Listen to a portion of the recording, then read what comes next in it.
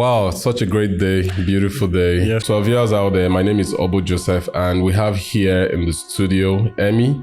Emmy is going to do everything possible to talk so much about himself. He has a lot of things going on for him on social media. So Yeah. Emmy, just tell us a bit about that. I am Emmanuel. I'm not going to tell you guys my surname, but everybody calls me Emmy. If you call me Emmanuel, I'll assume you hate me. My name pisses me off. It doesn't piss me off per se. It's just I am primarily a podcaster. Not primarily, yes, but I'm a podcaster and I'm carrying my podcast on my head. You know, like I told you, that's like my basic hustle. And I'm currently serving actually in my NYC, in my final months of NYC. What do? I do a lot of stuff: events, manage people, artists, talents, all that stuff. I think that's basically like the summary. I'm a graduate, obviously. I went to school. Thank God for that. Can you take us back to how this Emmanuel became the Abuja podcaster that people are talking about? I was looking for a way to promote my podcast, and I went to buy Twitter Blue. That's simply put, because I think that's definitely what put me on the map. And I was basically, what I do is what I've been doing since last year. That's funny enough. When I was like December, I started. I was like at 500 followers. And the first time I blew, that's the first time that people noticed me. That was, I think, in April this year. I think as at April, I was at 4,500-ish followers, 4,600 or thereabouts. Basically, what I do is I'm just everywhere. That's if you look at my bio on Twitter, I'm everywhere. It literally says that I'm everywhere, or I will be in the comments. And usually, it's just people would post something, maybe asking a question, rather than giving my own thoughts. I'd be like, I will be in the comments. I don't actually read any comments. I just put that there. So I think doing that over time, after a couple of days, weeks, everybody started seeing it. They were like, "Who's this guy?" They started wondering who it is. Then at some point, blogs started carrying me, like this dude. They started comparing me to other internet people that are way, way bigger than me. They're like, who has the better internet presence, all that stuff. So that's how I started growing from like May this year. I was at 4,700 followers. This is July. I'm like at 13,000. Wow. So, the growth is super, super fast. And I'm very thankful for that. But that's basically it. I am just in the comments, just being everywhere. That's what made me Abuja podcaster. But can you tell us, like, what has the journey been like you showed me some of your stats today for the month of June, and I was like, wow, this is really impressive. The impressions and all of that. Like, how do you get from zero to that level? What are the disciplines, It is consistency. I've had a lot of situations where, like, I could literally be driving and I'm texting. I'm not texting. I'm in the comments. I'm just responding to stuff. Now I've reduced, actually greater. Now I can go like a 30, 45 minutes where I'm not even worried about being in the comments, because I know that I've reached that stage where my work is giving me like it's multiplying, or it's being fruitful. I don't have to actively do it. Contrary to like my first month where I had to be everywhere. Now I can say maybe I'm only like in some places, I'm not literally everywhere, because whether or not you see me there, someone will go and tag me, or someone would be like, it's almost like I have disciples now. If I'm not there to say I will be in the comments, I have like 10 other people saying I will be in the comments. So people would know like, okay, I'm here. So all that stuff. But yes, it's discipline. I think that's which you talked about. Consistency, really. Yeah. Like, the grind was very difficult, and Twitter is a very toxic place. Extremely. Twitter is a very, very toxic place. If you listen to this, Twitter is a very toxic place, because I've had people call me jobless, which is like, people are upset. I posted a stat, one of my stats, right now I have over 1,100 people that are blocking me on Twitter. That is insane. When I first posted it, no, actually, why did I even post it? Someone asked me something, or there was a conversation where I said, I'm actually very hated on this app. And then people were like, no, why? Because I actually don't have any, I don't do it. You will not see me anywhere that's like there's controversy or whatever. I don't insult, I don't drag. So people would be curious, like, why are you hated? So I've posted a first stat. It was over 700 people who blocked me. And they blocked were like, you? Yeah, they blocked me. I was like, what? Why? Then I posted another one recently, I think last week. It's over 1,000 now. And like, can you guys see? Literally just because I'm chasing my hustle, and the primary reason why I started this was because of my podcast. I want people to see my podcast. I want people to listen to my podcast. And aside from, okay, maybe I'm making money out of it, the fact that I can see the results from my podcast, that's literally what makes me happy. The fact that I can just go to sleep and then wake up and I'm like, oh, I have 100 plus listens per day average. That's beautiful. To me, that's a win. So it's the consistency. As I said, it's a toxic place. So just, need to have a very thick skin. I think over time now I'm just, I've blocked myself so that there's nothing anybody will tell me. There's nothing anybody will that say. Moves you, because right? if you tell me I'm jobless, I have NYC where I'm working, I have office. So it's just like, I look at these things, I'm like, I just ignore. So yes, and the fact that I've learned to ignore, yes, I don't allow it to actually get to me. So, but yes, literally consistent. There's really nothing else. That's consistency and the discipline. Yes, the discipline is very important. Discipline as well is also very important. And while you were talking, you made mention of two words, one of which was you used the word fruitful. Yeah. Then you also used the word multiply. Would you categorize yourself being at a fruitful place now or being in a multiplied place? Because I feel that multiplication is like another level beyond fruitful. So I don't know where you would categorize yourself. My followers have literally doubled in this because what did I just sprang so that means up. You are multiplying. Yes, I just sprang up. In December I was at 500 followers. Wow. Then I sort of like ghosted when that's less than 7-8 months. Less than 7-8 months. Sort of like ghosted. I came back. I was at 4,500 followers, and then that was when people first noticed me. And then since then, there was a point where I was averaging 200 followers per day. Like every day I know that, okay, I'm waking up, I'll get like at least 200 followers. To me, it just became normal. So that's how I started growing. If you look at, before I hit 10,000 followers, I used to post when I get every 1,000. I was posting 5, 6, 7, 8, 9, 10,000, like less than a week intervals. So the rate at which I was growing was very, it was insane. So I think multiplication in that sense, probably, because before I started, I would be in the comments. It was just, hey, listen to my podcast. Because of Twitter Blue, it would prioritize me. My comments would be the first. So that was literally it. So I didn't actually expect to blow this. I mean, although I've not really blown, but there are different levels. There are different levels of blowing. That was just I can brag and say that there's nobody on Twitter who says they don't know me. Because if you don't know me, then you're not using Twitter.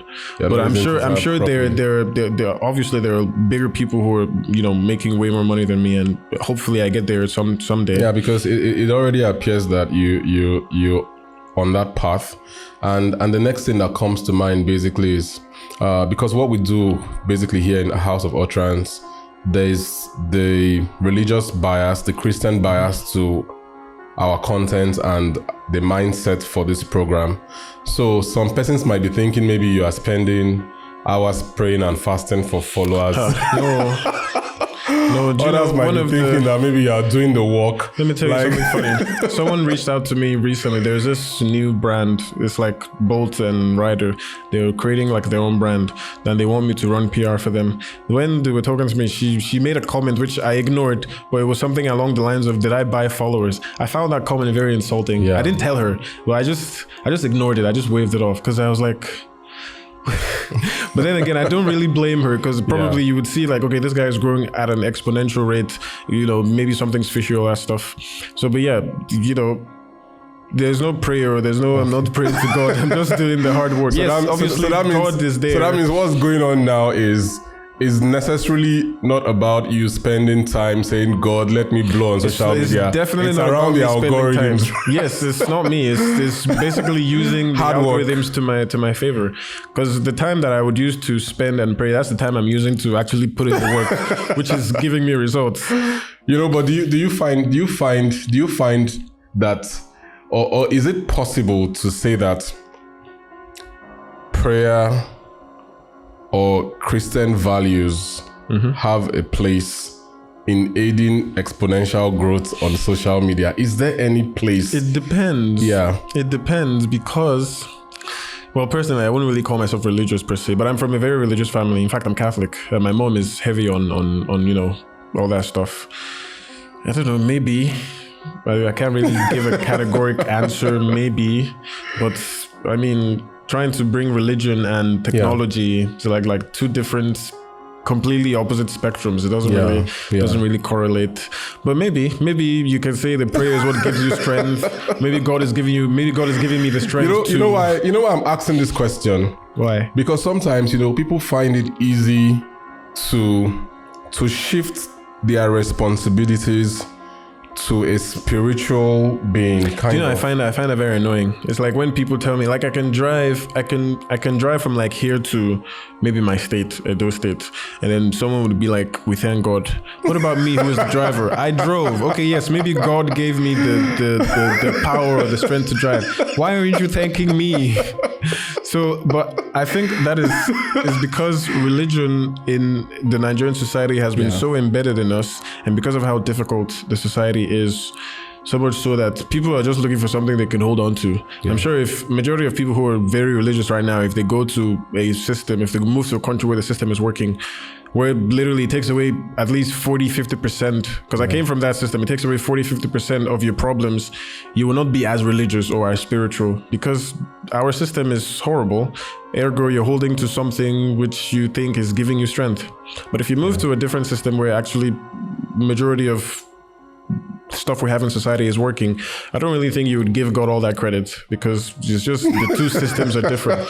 No, because I find it hypocritical. And then people tell me, okay, they want to have faith or they just want to have something to hold on. I'm like, well, okay, if it works for you, good and fine. So maybe you're now taking us back to the place of accountability in the system. Yes, accountability in the system is very heavy. I think that's probably why we have. If we hold our leaders to more account, yes, we would not, because a very religious country. Somebody falls down the staircase, maybe the stairs were not properly done by the tiler or something, and the person says, thank God I did not break my head, but you actually fell.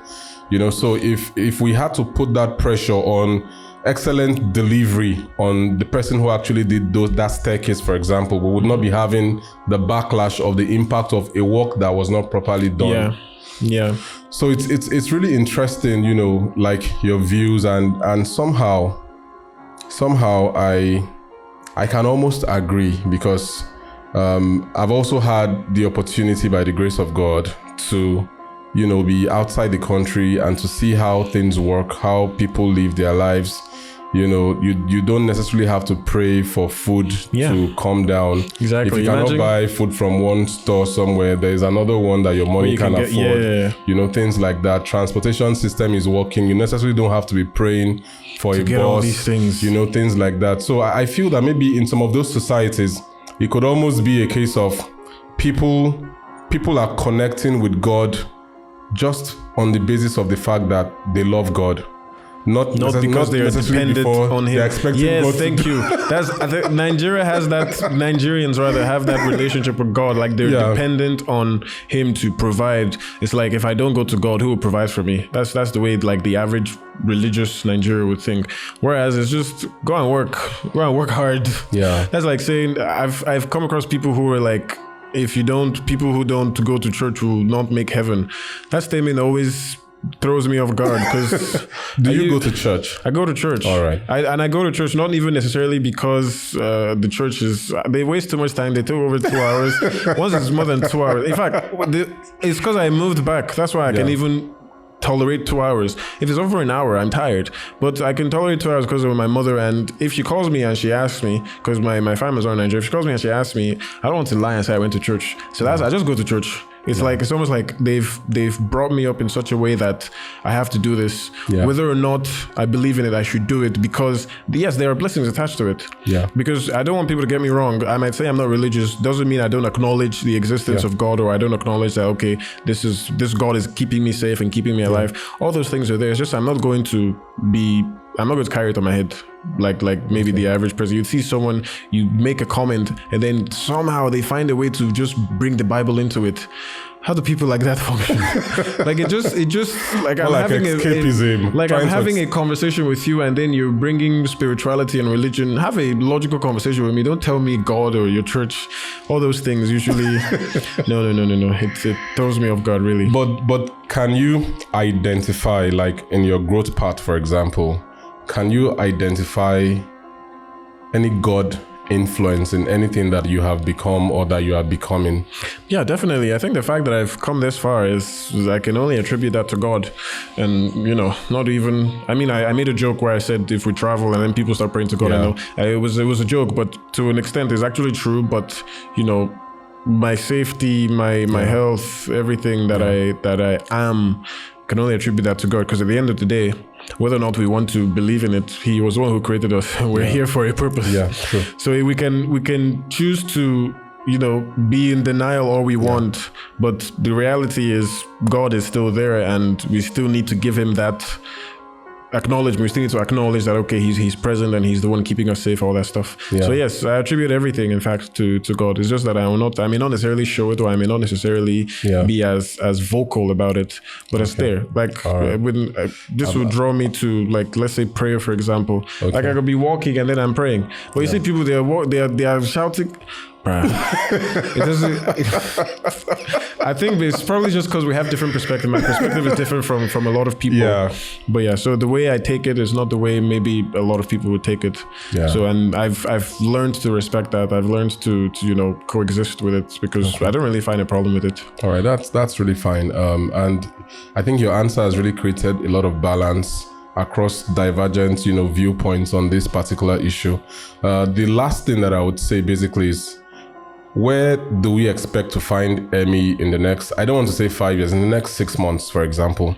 What are your growth aspirations in terms of what you're doing on social media and how you're helping businesses, helping companies, PR and all of that? Hopefully by then I'll be hopefully by then I'll be...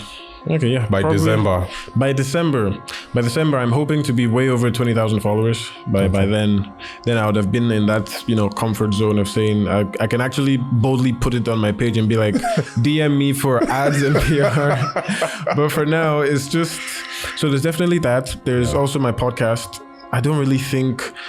Yes, I probably my target should be maybe somehow being number 1 podcast in Nigeria. It's not far-fetched per se. I've been number 8. I've topped at number 8, and that was something for me. But if I can get to top 1, I know there's my 2 mentors, which is this. I Said What I Said. They've been top 1 for a very long time. Yeah, they're still there. There's also the Honest Bunch. So I listen to a lot of podcasts. That's Nedu's podcast, right? There's, as a podcaster, I need to listen to podcasts, because that's how I'll grow. So probably my podcast should get a lot more ground, a lot more publicity, a lot more people should be tuned in. Social media wise, I should be a lot more popular. I should be, a lot more out there, many more followers. And if it's going to bring me money, if it's something that I will be dependent, because podcasting is costly and podcasting doesn't necessarily bring in money. And because I started my podcast as a hobby, this would actually go a long way. So if I can be successful with social media, I could use that as a way to finance my podcast. I don't know if that makes sense.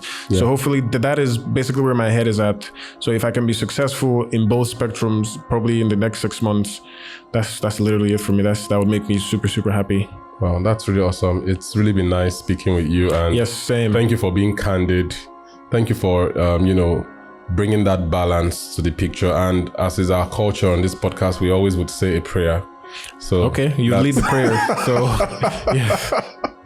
So I just want to thank God for you, Emmy, and I believe that as you've started on this journey, that God will take you to that very height. Number 1 is not impossible. He would give you the strength, the people, the gifts, the resources, and the wherewithal to be able to move from where you are right now to where you want to get to. And I believe that in this whole journey that you're passing through, that God will take the glory out of the works of your hands. And I'm also particularly happy that you are not abdicating any responsibility to God that you can actually do for yourself, which is actually very impressive. So thank you for being on the program. You're welcome. My pleasure. Please listen to my podcast, Lark. It's the best podcast in the world. So I believe. Yeah. Thank you so much. Yeah. Yes, you're welcome. Cheers. All right.